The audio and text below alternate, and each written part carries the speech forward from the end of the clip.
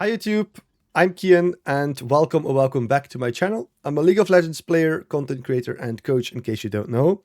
And in today's video I'm going to show you basically how to win your games. And it's gonna be on Annie. I almost never play Annie, but this game it looked like a good Annie game. Because why? They have a Master E, so it's good to have CC versus a Master E. Also into Malzahar to stop his push with my W is a pretty good matchup. I like it. Also, when he Qs me, I can always E, and that removes his shield. So I kind of like this matchup. But in general, why do I want to show you guys this game? I see that lots of players that stream or make content on YouTube, they make live game content. And the problem that I have with that is that, how do I say it? Like, it leaves little room for explanation during the game. You can explain what you do throughout the game, but it's always a bit easier to do that when looking back at the game, right? And that's what I'm trying to do here. In contrary to everyone else who does live games, I'm going to stream these games live, but then on YouTube, I'm going to go over them and try to basically learn from those games and explain what I did to you guys.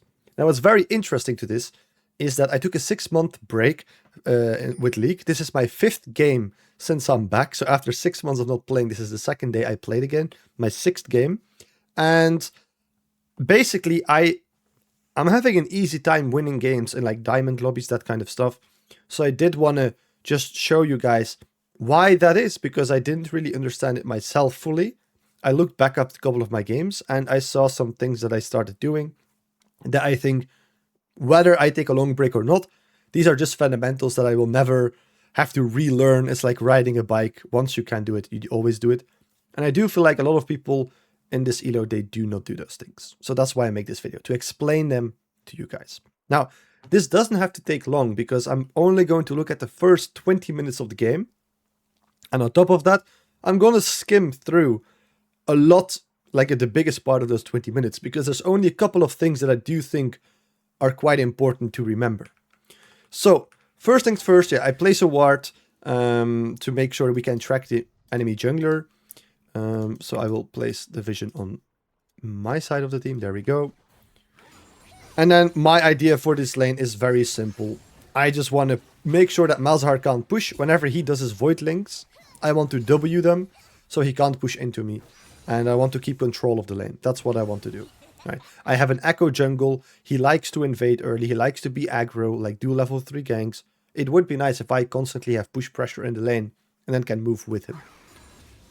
So that's why I'm going to try and push, stop Malzahar from pushing, try to keep control of the lane. You will see me here play quite aggressively all the time, get some good trades off, and try to push into the Malzahar. That's kind of the goal of this laning phase. But whether you play Annie or not, I'm a big fan of trying to play aggro anyway. Because a lot of people in this elo, they can't really handle with that. They can't really deal with that, I feel like. But okay, because of our ward, we notice that Yeez is on his raptor camp right now. He has blue buff, as you can see here. So we know he started this side of the map. He's gonna path into top lane. So I should be a bit more careful from this side of the map. That also means when Scuttlecrab spawns, my Echo might potentially meet Master E on Scuttlecrab, so potentially I could be ready for that. Now you'll see me change a little bit my game plan. You'll see that I let the Malzahar push a little bit more into me. You'll see that. And the reason why that is because I got Malzahar low with a couple of trades, right? We did some good trades and he got low. Now look at his HP, right? He's already kind of low. If I keep on pushing, I give his Master E, he could just gank me, and then I die, and I lose my advantage in the lane. If I now, while Malzahar is low, let him push into me, I can probably just force him to be in a bad position like here. He has to walk up, means my jungler could gank him, or I could kill him, because he's going to want to get out of this position, and he does that by killing my minions and shoving his wave under my tower, and then he can go recall without losing minions. I want to stop him from doing that. So letting the wave bounce in my direction once he's already a bit low is amazing, because now I can put him in this annoying position where he has to walk up, he's low mana, low HP, he needs to burn everything on the wave. So you'll see I'm not actively trying to kill the wave, I'm just trying to hold it here, and then play aggro, take some good trades. And then ultimately here he flashes a bit too late, And I kind of insect that, so he can't really react to it too fast though. So we kill him, we get a neat little kill. My Echo is here, so he's ready to help me push the wave. So we push this wave and we recall. Perfect position right now. Now, I'm going to skim through the rest of this laning phase basically, but that's one thing that I do want to address. Even after not playing League for a long time, I come back to League, I play quite aggressively. I annoy the enemy laner, punish their mistakes. I try to play with the wave a little bit. I don't care too much about the wave, but I just try to focus on having good trades. When they get low, I try to freeze them. Right? And then they are in this annoying position, and that typically gives me a good kill angle. That's currently what I've been doing a lot.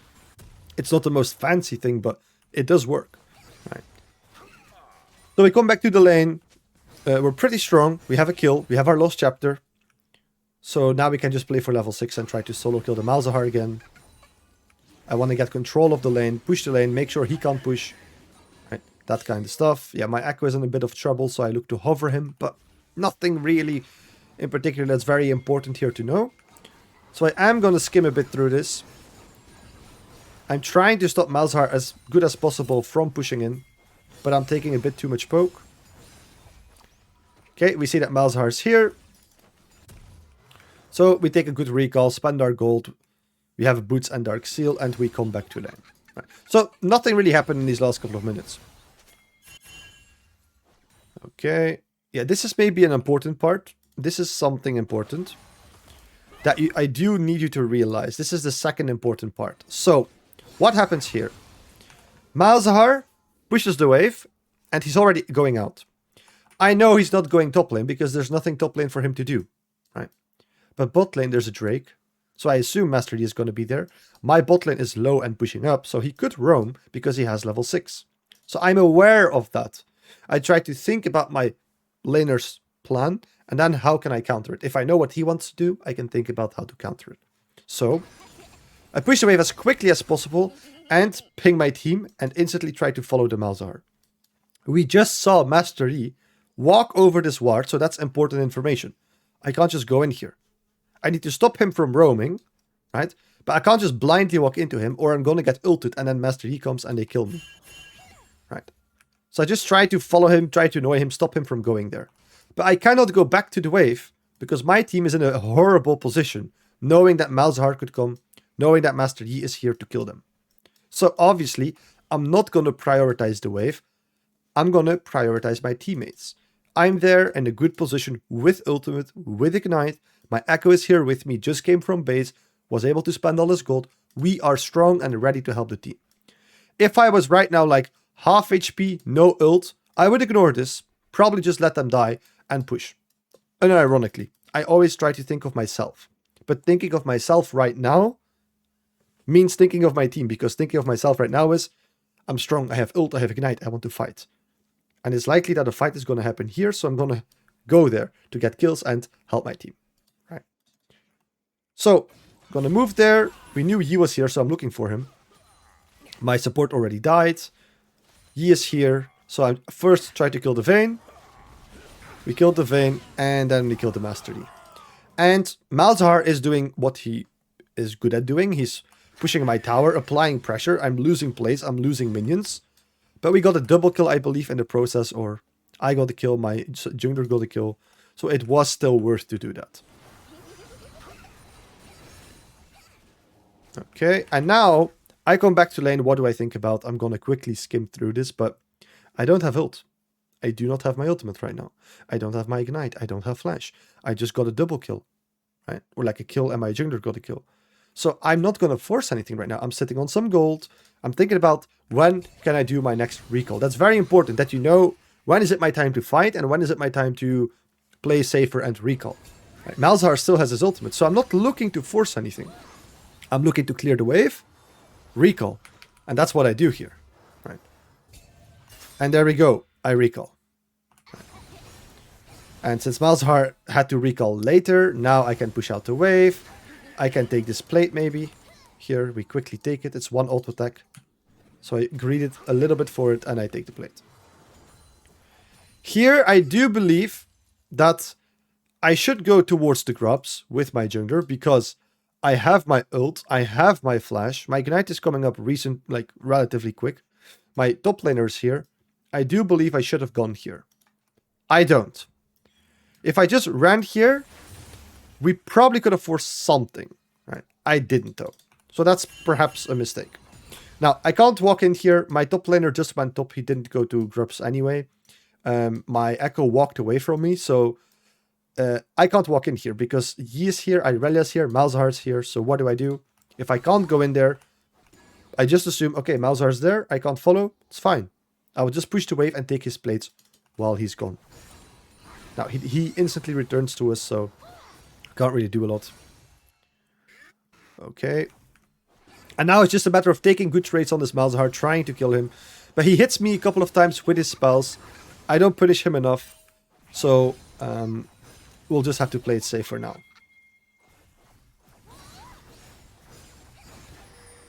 Okay, and I recall. Okay, we come back. All of this not really super important. Alright, I just took a couple of bad trades and then I had to give up lane prio. So now let's try it again. Let's try to get some good trades off onto the Malzahar.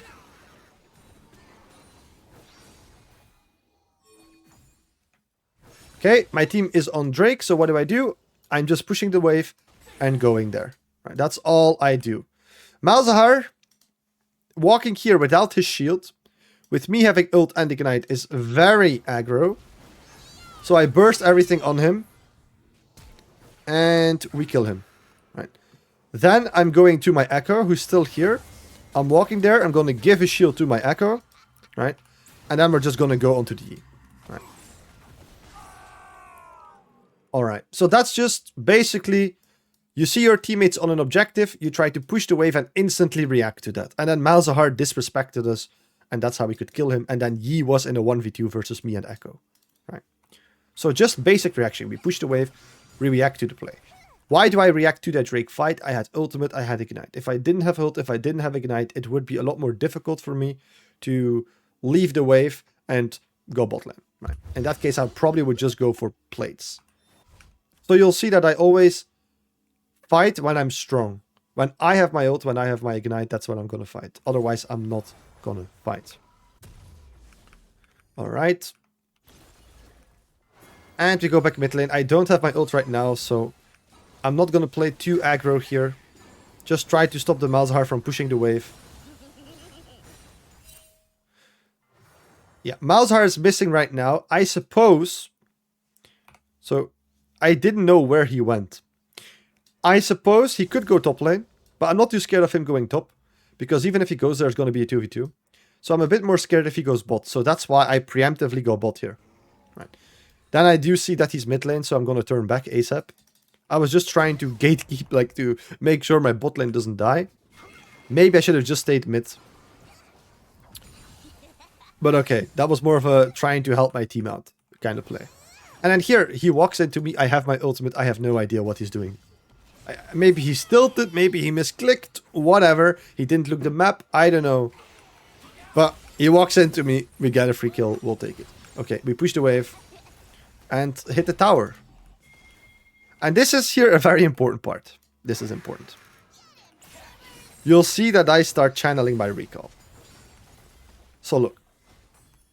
I start channeling my recall. That's a very bad thing to do. Luckily I realized it, but ideally I don't have to first recall and then realize it. Hopefully in my next game I instantly realize it. Right.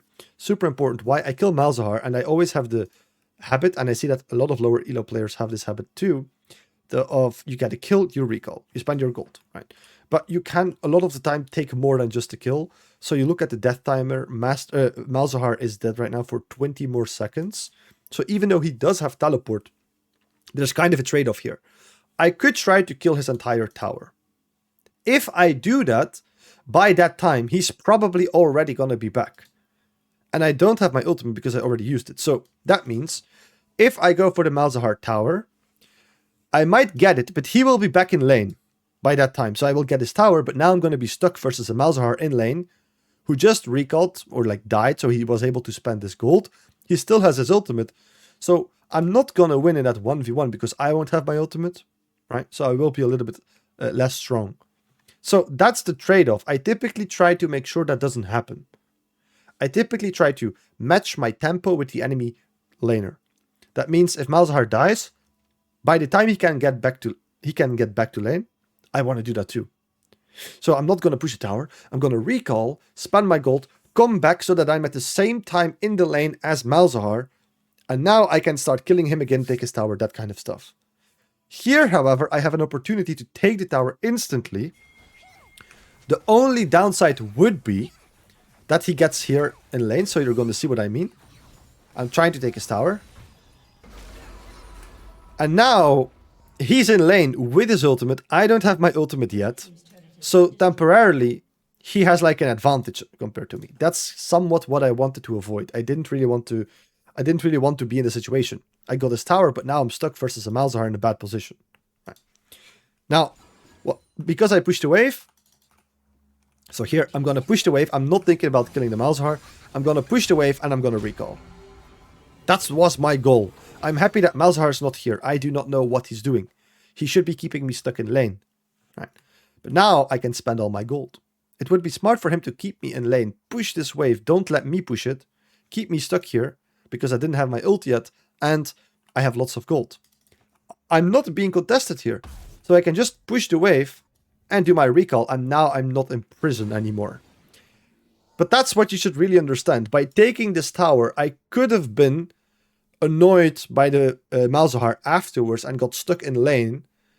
But because he's not that good of a player, not to flame him, definitely not. But because he's not that good of a player, I was able to just get away with it. Right, so in lower elo, you can be a bit more greedy and aggressive.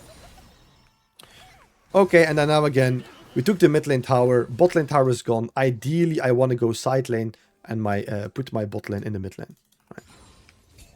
So that's what I do. I push the wave and I look to rotate onto the map. That's my goal now. I took the tower. Taking this tower is unrealistic. So for me now, all I have to do is push the wave, rotate onto the map. Herald is up, so realistically, it should be better to rotate to the Herald, take it.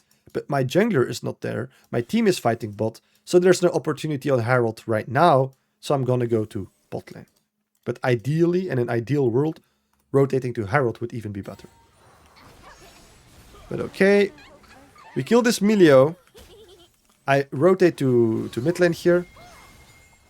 Defend my tower. Again, push the wave. And then here, not sure if I needed to recall. I have 1k gold. I think I have my item in base. Yeah, okay. Yeah, I have Shadow Flame in base. It was a decent moment to rotate, I feel like. Maybe I could have reacted to this play, but I thought of myself. I went for having my item with Drake about to spawn. I think that was a good play. To be fair, I think that was a good play. So if I go back to it, so you guys understand. Here, after pushing this wave, with my bot lane being this deep, I could just go there, right, and try to cover them. But I don't feel like that's my job. It's my job to ping them back, make sure they leave. Drake is about to spawn, and I have my item, my Shadow Flame in base, so I do believe it's smarter to be selfish. Think about, I need to have my Shadow Flame when Drake has spawned. That's what I need to have. Playing for myself. I try to ignore this Irelia as much as possible because I'm not going to win. She's level 14. She's an Irelia. I'm an Annie. She is going to win. So me not being in this play here, I think that's fine playing selfishly for me like that. But I do play like an assassin. I am not pushing this wave right now. So look what I do. I push this wave, right? And I try to see if I can react, move on the map, right?